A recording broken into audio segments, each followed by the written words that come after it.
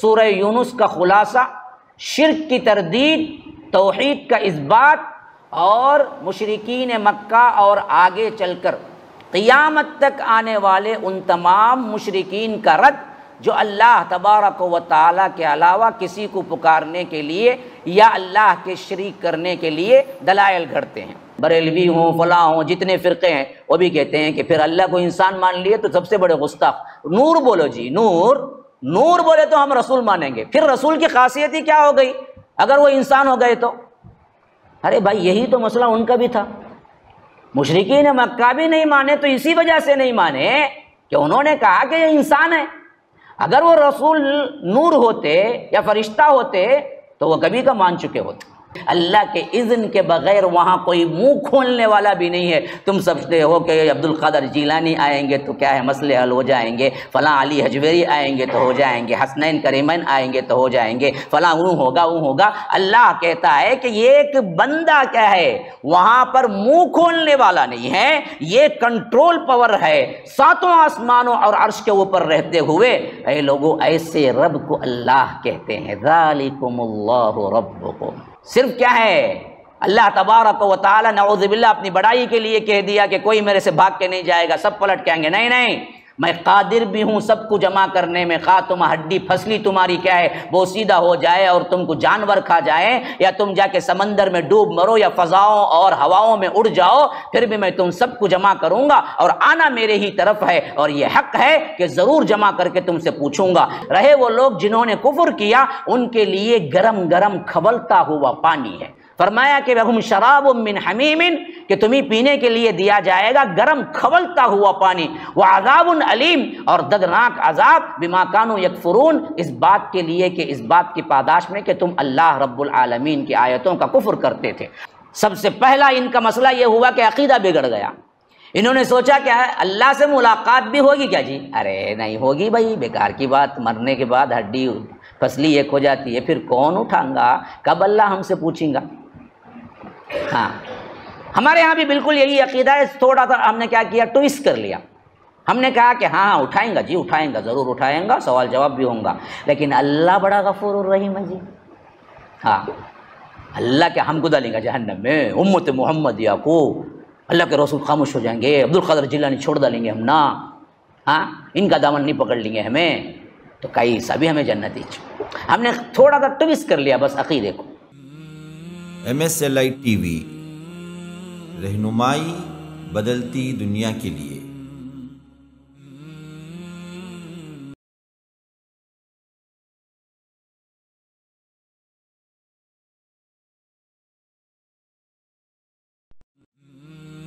MSLI TV، رہنمائی بدلتی دنیا کے لیے۔ ہم سورہ یونس کی پہلی آیت تلاوت کی ہے۔ سورہ یونس سورہ نمبر کے اعتبار سے 10 ہے، اور 10واں سورہ، یہاں سے اصل معاملہ قرآن کا خلاصہ کہہ لیجئے یا یوں سمجھیے کہ قرآن کے قصص اور امثال وہ سورہ یونس سے شروع ہوتے ہیں، اور یہ چلتے ہیں تقریباً سورہ زمر تک، قصص اور واقعات لگاتار چلتے ہیں، اور ان میں رب العالمین ان قصص اور واقعات کے ذریعے جو سب سے اہم پیغام دیا ہے وہ ہے اللہ تبارک و تعالیٰ کی وحدانیت، اللہ کو ایک مانا، اللہ کی توحید کو بیان کرنا۔ اب اس وقت کے ماحول کے اعتبار سے جتنے لوگ تھے، جتنے لوگ اشکالات اٹھا سکتے تھے یا جن کے اعتراضات ہو سکتے تھے، رب العالمین نے انہیں ہر طرح کی تشفی بخش جو بھی ہے ان لوگوں کی مثالیں رد کی، اور انہیں بتایا کہ دیکھو تمہاری یہ چیزیں کبھی قابل قبول نہیں ہو سکتی شرک کے لیے، اللہ ایک کو مانو، اللہ ایک کی عبادت کرو، تمہارے باپ دادا کتنے بڑے دلائل رسم و رواج لائے ہیں لیکن ان کا کوئی اعتبار نہیں ہوگا۔ اللہ تبارک و تعالیٰ کے ہاں دلیل اللہ کا کلام اور اللہ کے رسول صلی اللہ علیہ وسلم کی سنت ہے۔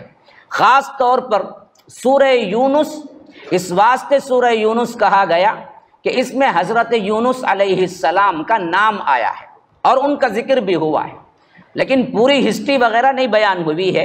ایک اہم ترین واقعہ ہے جو کہ آخری میں اللہ تبارک و تعالی نے بیان کیا ہے۔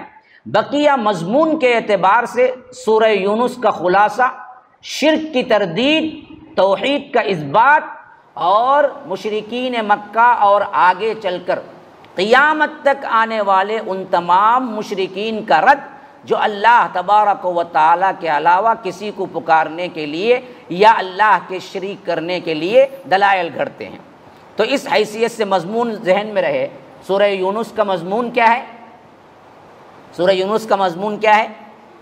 توحید کا اثبات ہے اور شرک کی تردید ہے، اور مشرکین مکہ اور آگے آنے والے قیامت تک جتنے درگاہ پرست، جھنڈا بنڈا کنڈا جو بھی کس کو بھی اللہ کو چھوڑ کے پکارتے ہیں، ان تمام کا رد ہر حیثیت سے، خواہ وہ کسی بھی طور پر اشکال اٹھائے ہوں۔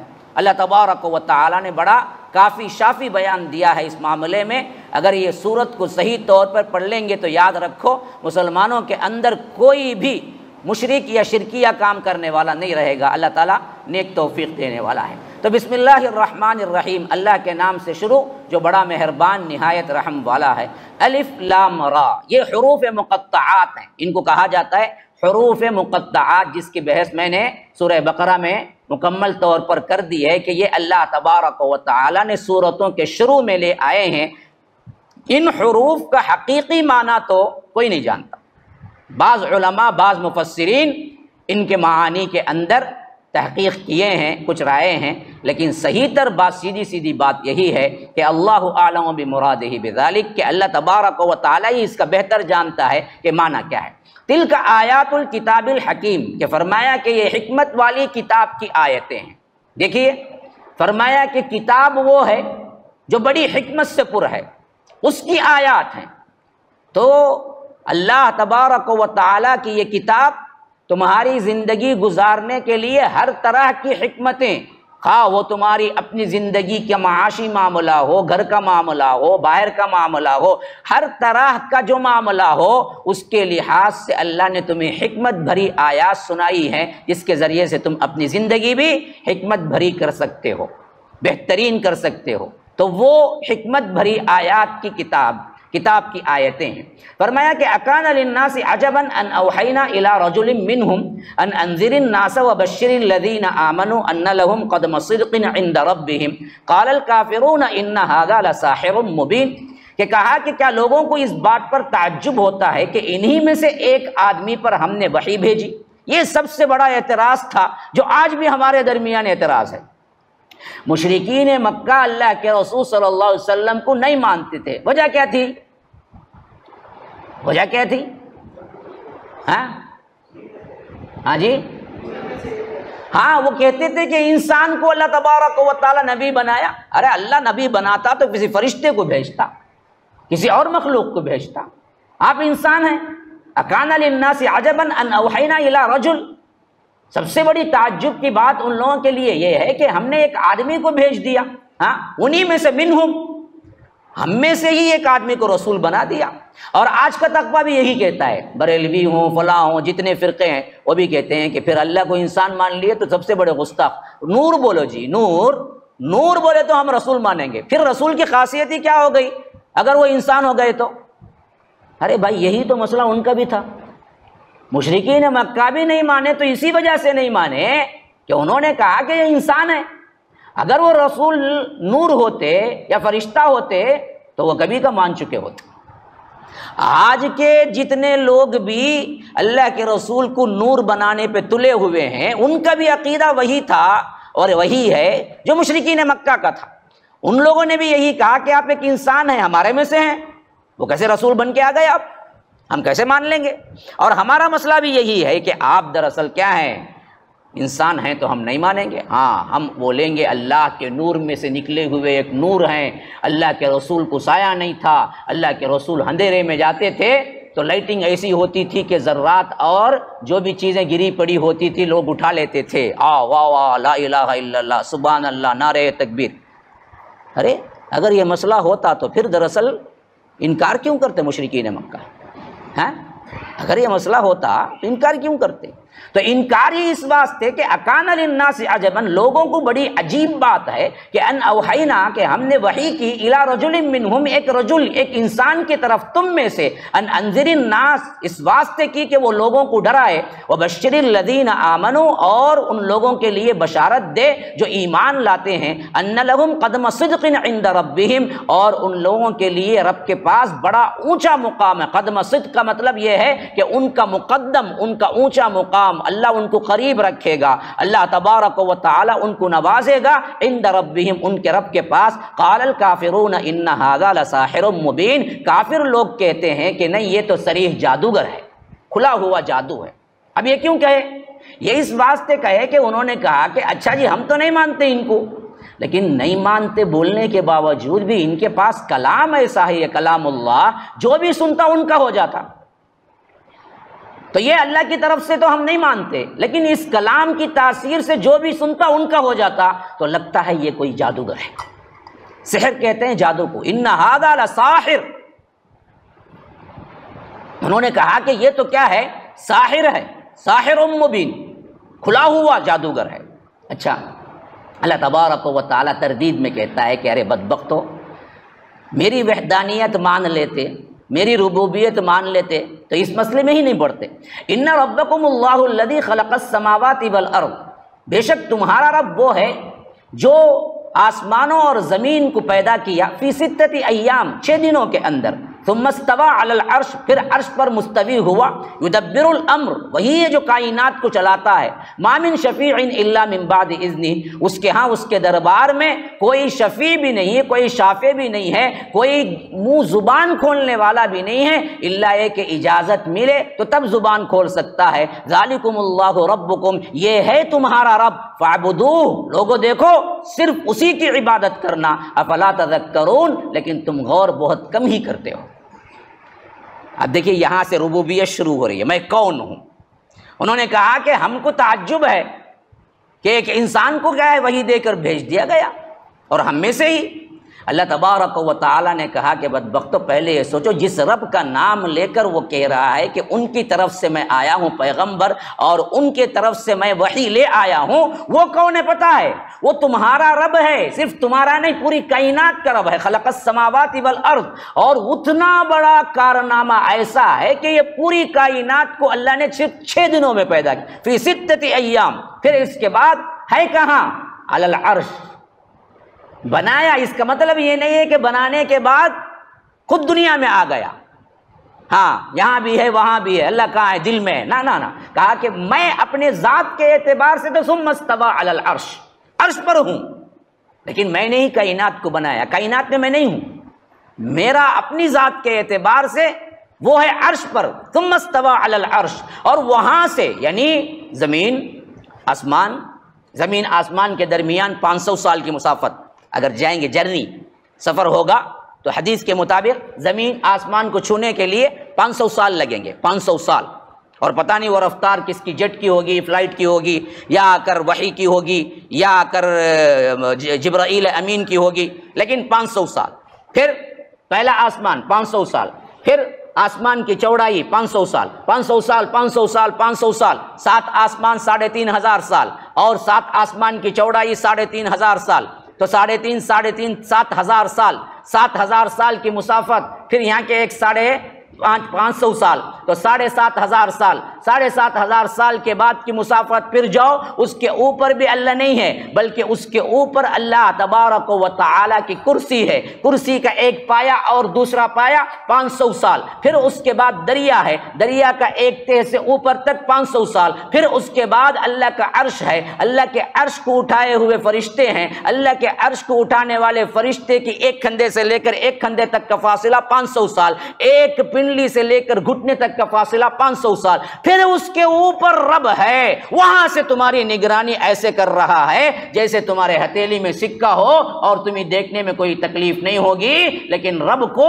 اس سے زیادہ واضح نظر آتا ہے کہ تم کرتے کیا ہو۔ یہ ثم استوى علی العرش یدبر الامر، اسی لیے کہتا ہے کہ عرش پر تو میں ہوں، لیکن اس کا مطلب یہ مت سمجھو کہ مجھے دکھنے میں دقت ہو رہی ہے، تم بہت دور ہو گئے ہو میرے سے، نہ، وہاں سے میں پوری کائنات کا انتظام کر رہا ہوں، ایسا انتظام ہے کہ میرے نگرانی کے بغیر ذرہ بھی چھپا ہوا نہیں ہے۔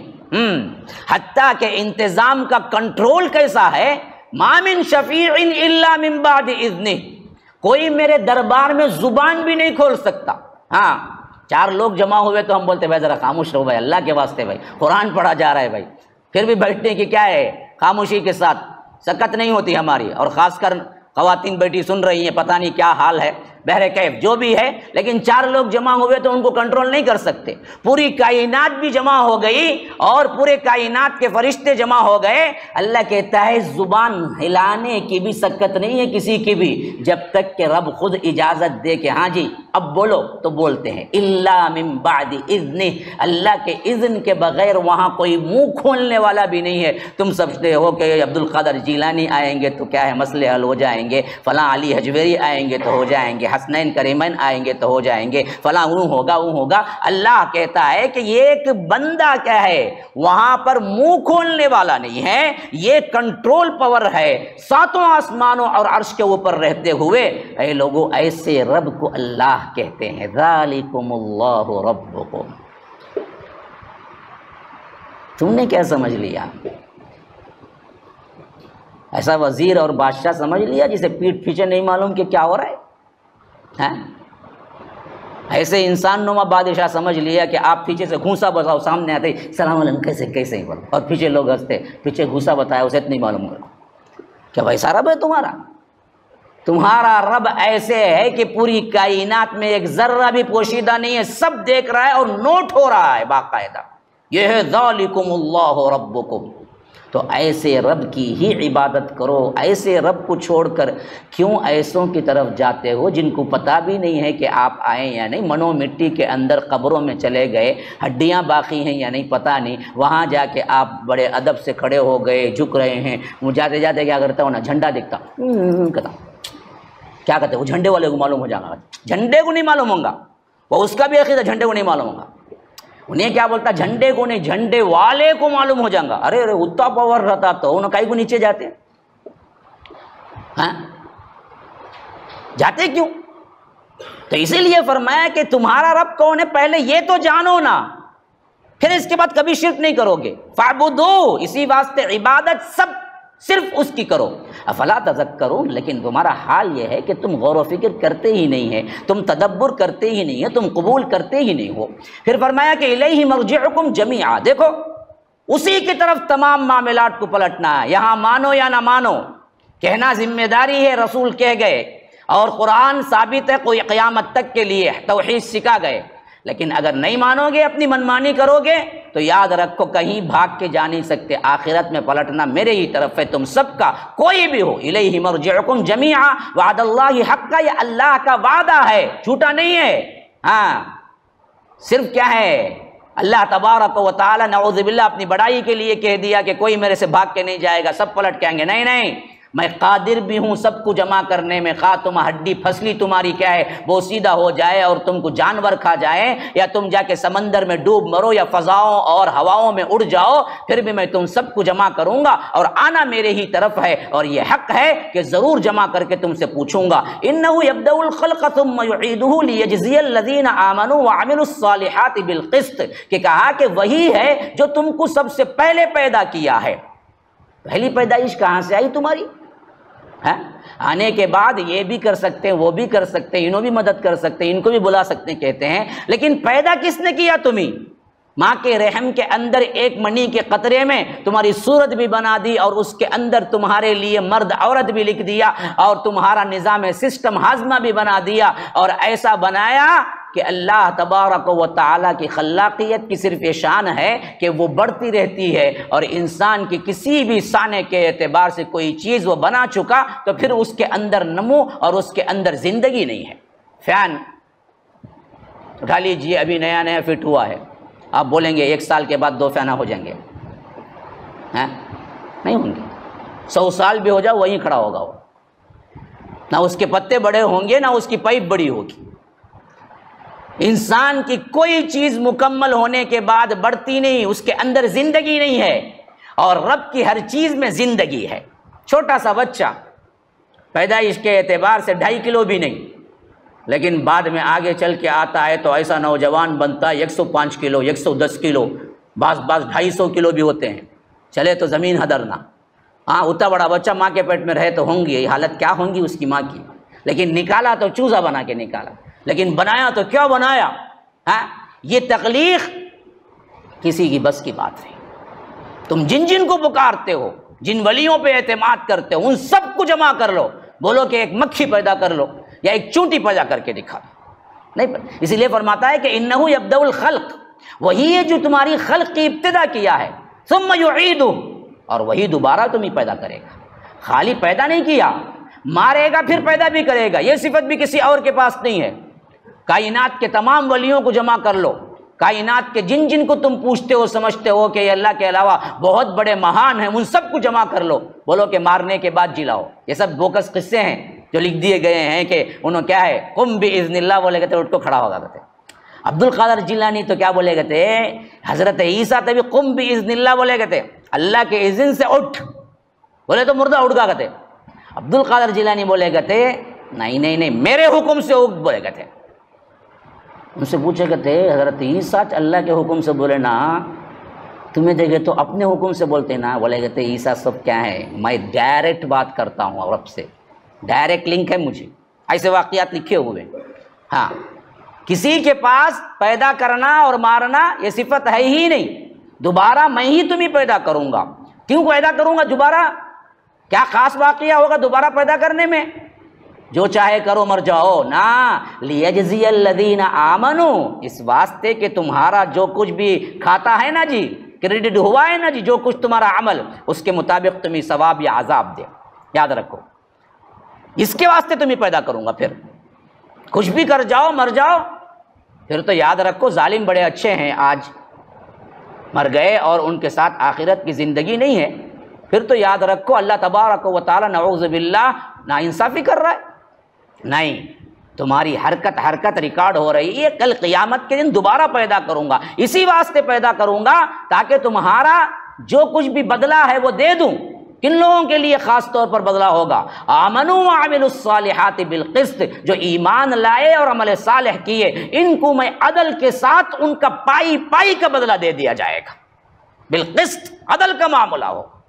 ہاں یاد رکھو، اللہ رب العالمین عدل کے ساتھ انصاف کے ساتھ وہاں پر آپ کو جزا اور سزا دے گا۔ یہ نہیں کہ انہوں فلاں کے آدمی ہاں سیدھے بھیج دو جنت میں، انہوں کون، انہوں آ کر ان کے آدمی ان کو لے جاؤ جہنم، نہیں، عدل انصاف ہوگا، رب العالمین عدل کے ساتھ فیصلہ کرے گا۔ والذین کفروا لهم شراب من حمیم وعذاب علیم بما كانوا یکفرون، رہے وہ لوگ جنہوں نے کفر کیا، ان کے لیے گرم گرم کھولتا ہوا پانی ہے، شراب من حمیم۔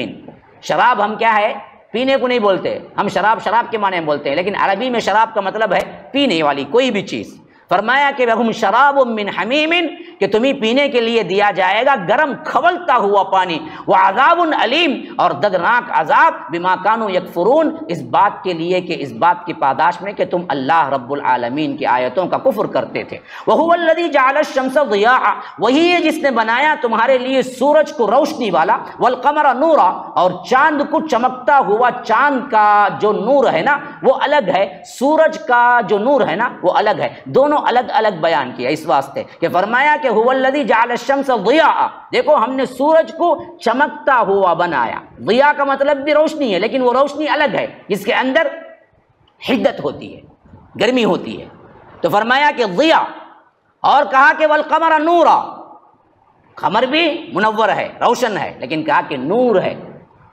ہم نے چاند کو نور بنایا، تو نور میں کیا ہوتا ہے، ٹھنڈک ہوتی ہے، اسی لیے چاند میں ٹھنڈک محسوس کرتے ہیں ہم، رات ٹھنڈی ہوتی ہے، دن گرم ہوتا ہے۔ ہاں اتنی اچھی طرح جان کر 1400 سال پہلے یہ کہنے والا کون ہو سکتا ہے سوار اس کے خالق کے، کوئی دوسرا تو نہیں ہو سکتا نا جی۔ ہاں اتنا ایکیوریٹ نیوز دینے والا کہ چاند کو ضیاء کہا اور سورج کو ضیاء کہا، چاند کو نور کہا، الگ ڈفرنٹ کیا، ورنہ دونوں تو روشنی ایک ہی تھی۔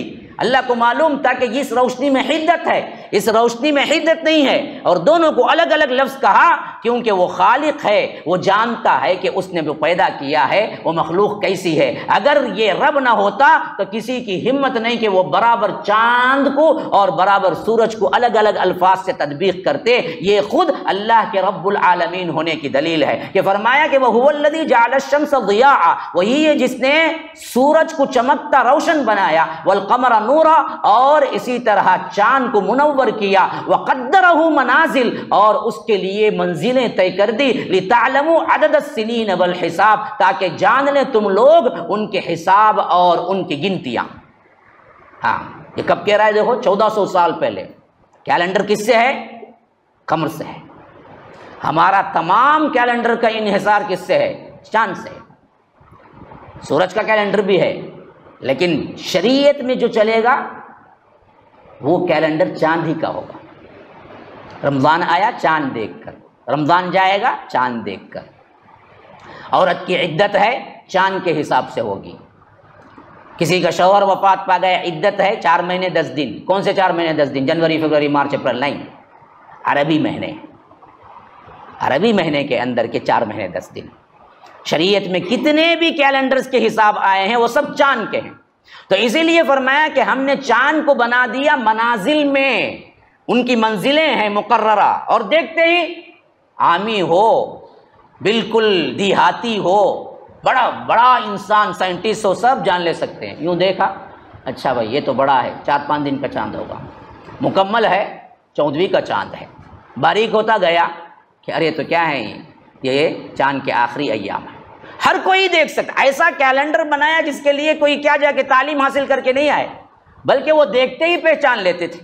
آج تو ہم نے کیا کیا، جنتری وغیرہ خود بنا لی، اس واسطے چاند سے بے پرواہ ہو گئے، ورنہ تو جب یہ نہیں آئی تھی چیزیں، بچہ جانتا تھا کہ یہ چاند اب نکلا ہے نا، آج یہ دن ہے، یہ کیفیت میں ہے نا، آج یہ دن ہے، پورا ہے نا، یہ 14ویں کا ہے، کٹتا ہے نا تو یہ 17ویں تاریخ ہے، یہ 18ویں تاریخ ہے۔ چھوٹا بچہ بھی جانتا تھا، قدرتی نظام۔ تو اسی لیے فرمایا کہ لِتَعْلَمُوا عَدَدَ السِّنِينَ وَالْحِسَابَ، اس کی منزلیں جو کر دی کہ گھٹتے گھٹتے گھٹتے گھٹتے گھٹتے حتی عاد کالعرجون القدیم، جیسے فرمایا سورہ یاسین کے اندر، یہاں تک کہ گھٹتے گھٹتے گھٹتے گھٹتے وہ کیسے بن جاتا ہے؟ جیسے کھجور کی کاٹی ہوئی چھوٹی سی ایک شاخ۔ پہلے دن کا چاند کیسے ہوتا ہے؟ ویسے ہی ہوتا ہے، 1 منٹ 10 منٹ کے لیے آتا ہے، ایک لکیر ہے بس، چھوٹی سی لکیر یوں دکھتی ہے تو معلوم ہو جاتا پہلے دن کا چاند ہے۔ تو یہ جو گھٹتا بڑھتا کس نے حکم دیا چاند کو کہ اس طرح کرو؟ صدیوں سے یہی ہو رہا ہے، اور رب کہتا ہے یہ میں نے ہی حکم دیا ہے، اور اتنا بہترین طور پر پورا حکم نازل کر کے یہ کہنا خود اس بات کی دلالت ہے کہ یہ رب ہی کہہ سکتا، کوئی دوسرا نہیں کہہ سکتا۔ جس نے چاند نہیں بنایا وہ اس انداز سے نہیں کہہ سکتا جو یہاں ہے۔ اور کائنات میں اندر جتنی مذہبی کتابیں ہیں، کسی نے نہیں کہا کہ ان سب کو پیدا کرنے والا میں ہوں سوا قرآن کے۔ آج بھی نہیں لکھ سکے وہ لوگ۔ جاؤ ڈھونڈو، عیسائیت کی کتاب ہو، اسی طرح کیا ہو بدھسٹ کی کتاب ہو، اسی طرح کیا ہو دوسرے مذاہب کی کتابیں ہیں، کسی کتاب کے اندر یہ دعویٰ نہیں ہے کہ چاند سورج کو ان کا جو خدا ہے جس پر وہ پرستش کرتے ہیں اس نے کہا کہ میں نے ان کو بنایا۔ ایک صرف قرآن ہے واحد جو علل اعلان کرتا ہے کہ یہ بنانے والا میں ہوں، میری حکم سے نظام چلتا ہے۔ تو فرمایا کہ لِتَعْلَمُوا عَدَدَ السِّنِينَ وَالْحِسَابَ، کہ اس واسطے کہ تم گنتی کر لو، حساب کر لو، ماہ کا بھی اور دنوں کا بھی۔ مَا خَلَقَ اللَّهُ ذَلِكَ إِلَّا بِالْحَقِّ، یہ سب چیزیں اللہ تبارک و تعالی نے نہیں بنائی مگر حق کے ساتھ۔ دیکھو یہ جو بھی بنائی کھیل کود تماشا نہیں ہے، جیسے چاہے زندگی گزار دو مر جاؤ، نہیں، یہ بہت بڑی ایک تنظیم ہے جو چل رہی ہے۔ اس نظام کے تحت جب تم آ جاؤ گے، زندگی گزارو گے، تو پھر اللہ ایک ایک پائی کے بارے میں پوچھے گا کہ تم نے اس پر عمل کیا۔ چاند کی روشنی لی نا، سورج کی روشنی لیے نا، دن میں ہوا لیے نا، میری ہوا لی، میرے چاند کی روشنی لی، میرے سورج کی روشنی لی، میری اطاعت نہ کی تو میں پوچھوں گا باقاعدہ طور پر کہ استعمال تو میری چیزیں کی اور اطاعت میری نہیں ہوئی۔ تو یاد رکھو میں نے دراصل کیا ہے، پورے حق کے ساتھ بنایا ہے۔ یفصل الآیات لقوم یعلمون، اسی طرح اللہ اپنی آیتوں کو کھول کھول کر بیان کرتا ہے تاکہ لوگ جو علم رکھتے ہیں وہ عقل سے کام لیں۔ ان فی اختلاف اللیل والنہار وما خلق اللہ فی السماوات والارض لآیات لقوم یتقون، یقیناً رات اور دن کے عدل بدل میں، یعنی رات کا آنا دن کا جانا، دن کا آنا رات کا جانا، یہ سسٹم کبھی اس میں تم نے غلط پایا ہے؟ کبھی کبھی ایسا ہو گیا کہ رات ٹھہر گئی، دن ہی نہ آیا، ارے بھائی ذرا مصروف تھا بھائی، اللہ وہ دوسرے کامات تھے نا، اس میں خیال ہی بھول گا میں ذرا، اب اچھا بلا تم، کبھی ہوا ویسے تبدیلی؟ ہاں، تمہارے چھوٹے سے کام میں تم کو کیا ہے کبھی بھول ہو جاتی ہے، تمہاری چھوٹی سی آفس میں تم کبھی کیا ہے ادھر کی رکھنے کی چیز ادھر رکھ دیتے ہو، لیکن رب کے اندر اس انتظام میں کبھی تم نے خلل نہیں دیکھا، جب رات آنا ہے برابر آئی، جب دن جانا ہے برابر گیا۔ تو اختلاف ہے لیل و نہار، لیل کہتے ہیں رات کو، نہار کہتے ہیں دن کو، اختلاف اوپر نیچے عدل بدل۔ تو فرمایا کہ ان فی اختلاف اللیل والنہار وما خلق اللہ فی السماوات والارض، اور زمین میں جو کچھ بھی اللہ تبارک و تعالی نے جو چیزیں بھی پیدا کی ہیں، جو آسمانوں اور زمین میں اللہ تبارک و تعالی نے جو پیدا کی ہیں، لآیات لقوم یتقون، کہ دیکھو اللہ تبارک و تعالی کے اوامر سے اور اللہ تبارک و تعالیٰ کے نواہی سے بچنے کے لیے یہ بہترین نشانیاں ہیں، اللہ سے ڈرنے کے لیے یہ بہترین نشانیاں ہیں۔ چوپایوں کی طرح نہ مت دیکھو کائنات کو، اللہ کے بندے بن کے دیکھو کائنات کو، یہ سورج کا آنا، چاند کا جانا، یہ آسمان کا اٹھا ہوا ہونا، یہ سمندر کے ٹھاٹے مارتے ہوئے موجوں کے ساتھ آنا، یہ رب نے کیا ہے، کیا اللہ کی خلاقیت ہے۔ اگر تم غور کرو گے تو یاد رکھو اللہ کے ڈرنے کے لیے کافی نشانیاں مل جائیں گی، لآیات لقوم یتقون۔ لیکن معاملہ کیا ہوتا ہے، جو لوگ اس پر غور و فکر نہیں کرتے، ان کی زندگی کا پورا محور صرف دنیا میں پھرتا ہے، دنیا دنیا دنیا، کماؤ جماؤ بناؤ، کماؤ جماؤ بناؤ، پوری زندگی بچپنے سے شروع ہوا، اسکول پڑھو، کیا بننا ہے، پھر انجینئر بنو، ڈاکٹر بنو، پھر کیا کرنا ہے، کماؤ کماؤ، ڈاکٹر بنو، کردی چراؤ، چرا چرا کے کیا ہے اپنی تجوری بنو، بھرو بھرو بھرو، پیٹ نہیں بھرتا اور لاؤ، ایک بنگلہ دو بناؤ، ایک کار دو بناؤ، پھر کیا کرو، بچوں کو دیکھو جاؤ، پھر بڈھے ہو گئے پوتوں کو پالو، ان کو جا کے اسکول چھوڑو، پھر اور بڈھے ہوئے پھر بھی کیا ہے ٹی وی دیکھ دیکھ کے زندگی گزارو، دنیا یہاں تک کہ مر جاؤ۔ یہ زندگی ہے نا جی، یہ بھی زندگی ہے کوئی؟ کتے کی، کتے سے بھی بدتر زندگی، کوئی زندگی ہے؟ اس لیے فرمایا کہ ان الذین لا یرجون لقاءنا، رہے وہ لوگ، بے شک جو لوگ اللہ کی ملاقات کی امید نہیں رکھتے، ورضوا بالحیات الدنیا، اور اپنی حیات دنیاوی کے اندر بالکل راضی ہو گئے، واطمأنوا بها، اور اطمینان کے ساتھ اس میں رہ گئے، والذین هم عن آیاتنا غافلون، یہی ہیں جو ہماری آیتوں سے غافل ہیں۔ یہ مسلمان بھی نہیں ہیں جنہوں نے کبھی قرآن پڑھا نہیں، کبھی غور نہیں کیا، کبھی زندگی نہیں تبدیل کی، کبھی سوچا نہیں کہ اللہ نے یہ زندگی کیوں دی، دنیا بنانا ہے یا آخرت بنانا ہے، کبھی سوچا ہی نہیں ہے۔ بلکہ اس کے علاوہ ان کی زندگی کا اصول کیا تھا، یاد رکھو تین باتیں۔ پہلے فرمایا لا یرجون لقاءنا، سب سے پہلا ان کا مسئلہ یہ ہوا کہ عقیدہ بگڑ گیا، انہوں نے سوچا کیا ہے اللہ سے ملاقات بھی ہوگی کیا جی، ارے نہیں ہوگی بھائی، بیکار کی بات، مرنے کے بعد ہڈی پسلی ایک ہو جاتی ہے، پھر کون اٹھائیں گا، کب اللہ ہم سے پوچھیں گا۔ ہاں ہمارے ہاں بھی بالکل یہی عقیدہ ہے، تھوڑا سا ہم نے کیا کیا، ٹویسٹ کر لیا، ہم نے کہا کہ ہاں اٹھائیں گا جی، اٹھائیں گا، ضرور اٹھائیں گا، سوال جواب بھی ہوں گا، لیکن اللہ بڑا غفور الرحیم ہے جی، ہاں اللہ کیا ہم کو ڈالیں گا جہنم میں، امت محمدیہ کو اللہ کے رسول خاموش ہو جائیں گے، عبد القادر جیلانی چھوڑ ڈالیں گے ہم نا، ہاں ان کا دامن نہیں پکڑ لیں گے ہمیں، تو کیسا بھی ہمیں جنت ہی۔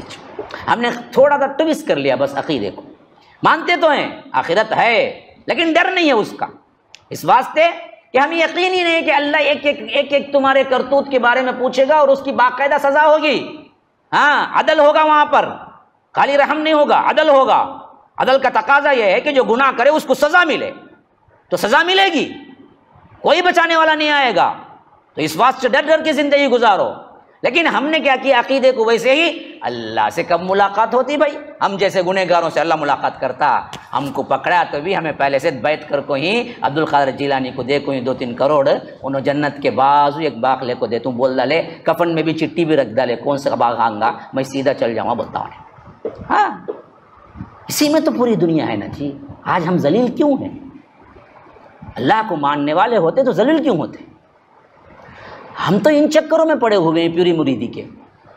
جتنا بڑا جھبا خبا ہو، اس کے ساتھ کیا ہے، اس کی شوبیدہ بازیاں ہوں، اتنا بڑا وہ کیا ہے، آپ کو جنت کی ٹکٹ دینے والا. بعض لوگ تو باقاعدہ آپ کو جنت کی ٹکٹ بھی لکھ کے دیتے اور مرتے وقت بولتے بھی، چٹھی کیا کرنا، سینے کو رکھ ڈالنا کرتے، ہاں منکر نکیر آتے ہی السلام علیکم معاف کرنا، غلطی ہو گئی بول کر ان کو سیدھا لے جا جنت میں رکھ ڈالی. بالکل اسی عقیدے پر تو جی رہے ہیں. تو پہلے عقیدہ خراب ہوا، اسی لیے فرمایا لا یرجون لقاءنا، یہ لوگ اللہ کی ملاقات کے منکر ہیں، ان کو امید ہی نہیں ہے. اچھا دوسری بات کیا ہوئی، ورضوا بالحیات الدنیا، دنیا کی زندگی پہ راضی ہو گئے. مومن کبھی راضی نہیں ہوتا. مومن کہتا کہ بھائی یہاں عیش و عشرت مل جائے، مجھے یہ نہیں چاہیے، مجھے جنت چاہیے، کیونکہ یہاں جو بھی ملے گا چھٹنے جانے والا ہے. میں مطمئن تو ہرگز بھی نہیں، میں تو بے چین ہوں، میں تو تڑپتا رہتا ہوں کہ کب میری روح نکلے، کب میرے رب سے ملاقات ہو جائے، مجھے میرا مقصود جنت مل جائے. اللہ تبارک و تعالی جتنا بھی دے لیکن راضی تو نہیں ہو سکتا اس دنیا کے اندر. اور دوسری صفت بیان کی وَاسْمَعَنُّوا بِهَا، یہ جو ہے نا یہ بہت کڑی شرط ہے، یاد رکھو. اس میں سب آ گئے، ہر ایک سوچ کے دیکھے. وَاسْمَعَنُّوا بِهَا، اطمینان کر لیا اس زندگی پر، کوئی شیڈول ہی نہیں ہے. دوسرا ہم میں کے 99% وہی لوگ، وہی ماں باپ ہیں جو اس بارے میں سوچتے بھی نہیں ہیں. کرنا کیا ہے، بچہ پیدا ہوتے ہی اسکول میں نام لکھاؤ. بعض لوگ پیدا ہونے سے پہلے بھی کیا ہے بڑے اسکولوں میں نام لکھا دیتے ہیں، میرا بچہ آنے والا ہے، بچہ پڑھاؤں گا، اچھا بڑا بناؤں گا، عہدیدار بناؤں گا، پیسہ کماؤں گا، بہت کامیاب بچے کو بنوں گا اور خود بنوں گا اور بڑا بزنس مین بن کے مروں گا، مسئلہ ختم. آخرت کا کب سوچا جی؟ ارے وہ پڑھی ہے بھائی، وہ تو نسلی اعتبار سے ہم مسلمان ہیں، ہم کو تو جنت ہی ہے. یاد رکھو اللہ کی قسم ہم میں بیٹھنے والوں میں کتنے ہیں جو اس اطمینان کی زندگی نہیں گزارتے. شیڈول دیکھو، اٹھو ناشتہ کرو نکلو، آفس جاؤ شام آؤ، سیر تفریح کو لے کے جاؤ بیوی کو بچیاں کو، رات ہو گئی ٹی وی لگاؤ دیکھ لیے کہ سو جاؤ، مسئلہ ختم. واطمئنوا بها، اطمینان کی زندگی، کوئی کھلبلی نہیں، کوئی پریشانی نہیں، کوئی اضطراب نہیں، کوئی بے چینی نہیں. یا رب کیا ہوگا کیا ہوگا، ابھی اچانک موت آ گئی، کیا ہوگا میرا، کیا ہوگا میرا. ٹھنڈی اے سی چل رہی ہے، رات کا ماحول ہے، سب کچھ تمہارے لیے عیش و آرام کی چیزیں ہیں، حلال کے ہیں، پھر بھی کیا ہے بستر پہ تڑپ رہے ہیں کہ یا اللہ اسی وقت موت آ گئی تو کیا ہوگا. کبھی آیا خیال؟ نہیں. راضی برضا زندگی. واطمئنوا بها، یاد رکھو اللہ کہتے ہیں یہی ہے وہ بدبخت الذین هم والذین هم عن آیاتنا غافلون، جو ہماری آیتوں سے غافل ہو گئے. اور ان کا ٹھکانہ کیا ہے؟ یہ بہت بڑی بات ہے، یاد رکھو یہ بہت بڑی بات ہے. اللہ نے کہا کہ یہی وہ لوگ ہیں اولئک مأواہم النار بما کانوا یکسبون، ان کا ٹھکانہ جہنم ہے اس چیز کے بدلے جو یہ دنیا میں کماتے رہے. کون؟ جن کے اندر یہ 3 صفتیں تھیں. لا یرجون لقاءنا، اللہ سے ملاقات کی کوئی امید نہیں. ورضوا بالحیات الدنیا، دنیا کی زندگی میں راضی ہو گئے. واطمئنوا بها، اطمینان پا لیا زندگی میں دنیا ہی کی. تو اللہ کہتا ہے اولئک مأواہم النار، یہی بدبختوں کا ٹھکانہ. مأوا کہتے ہیں ہمیشہ پرماننٹ ٹھکانے کو. ہاں جہاں جہاں بھی مأوا کا لفظ آیا ہے وہاں عربی میں یہ مطلب ہوتا ہے کہ پرماننٹ رہے گا، نکلے گا نہیں، یا نہیں تو بہت مدت تک پڑا رہے گا. تو فرمایا کہ مأواہم النار، جس کا ٹھکانہ نار ہے، آگ ہے. ہاں بما کانوا یکسبون، اس واسطے کہ جو یہ کمایا کرتے تھے نا دنیا میں، کبھی آخرت کی فکر نہیں کی، کبھی اللہ کی فکر نہیں کی، کبھی اسلام کی فکر نہیں کی، کبھی دعوت دین کی فکر نہیں کی، کبھی اضطراب نہیں ہوا، کبھی بے چینی نہیں ہوئی. یہ کیا ہو رہا ہے کہ اللہ تبارک و تعالیٰ سے بغاوت کر رہے ہیں پورے لوگ. یہ کیا ہو گیا ہے کہ پورے لوگ فحاشی میں پڑے ہوئے ہیں. یہ کیا ہو گیا ہے کہ پورے لوگ اللہ سے نڈر ہو گئے ہیں. یا اللہ میں کیا کروں، کیسے لوگوں کو لے آؤں، کیسا تیرا ڈر دل میں بٹھاؤں. اس بارے میں کبھی تمہارے اندر تشویش نہیں ہوئی تو یاد رکھو اولئک مأواہم النار بما کانوا یکسبون، انہی کا ٹھکانہ کیا ہے؟ جہنم، آگ ہے، اس چیز کی پاداش میں جو یہ کما رہے تھے. یاد رکھو یہ 3 صفتیں جانچ کے دیکھ لو، تمہارے اندر بھی ہیں تو پھر تو ڈر جاؤ کہ کہیں ہمارا ٹھکانہ بھی جہنم نہ بن جائے. اس کے برعکس دوسرے لوگ بھی ہیں. ان الذین آمنوا، رہے وہ لوگ، بے شک وہ لوگ جنہوں نے ایمان کو قبول کیا، ایمان لائے، وعملوا الصالحات، اور نیک عمل کرتے رہے، ڈرتے رہے. اللہ اللہ اللہ اللہ، یہ کام کر سکتا ہوں نہیں اللہ، اسے تجھے حرام کیا میں نہیں کر سکتا. حلال حرام حلال حرام دیکھتے دیکھتے دیکھتے اسٹیپ کو کیا ہے غور کر کر کے چلے. عملوا الصالحات یہدیہم ربہم بایمانہم، ان کے ایمان کی وجہ سے ان کا پروردگار انہیں ایسے باغات میں داخل کرے گا، تجری من تحتہم الانہار، جن کے نیچے نہریں بہ رہی ہوں گی، فی جنات النعیم، یہ جنتوں کے اندر انعامات کے ساتھ ہوں گے، یہ وہ لوگ ہوں گے. دیکھیے بڑی بیوٹی کے ساتھ یہ آیت میں کیا ہے لطیف اشارہ دیا گیا ہے.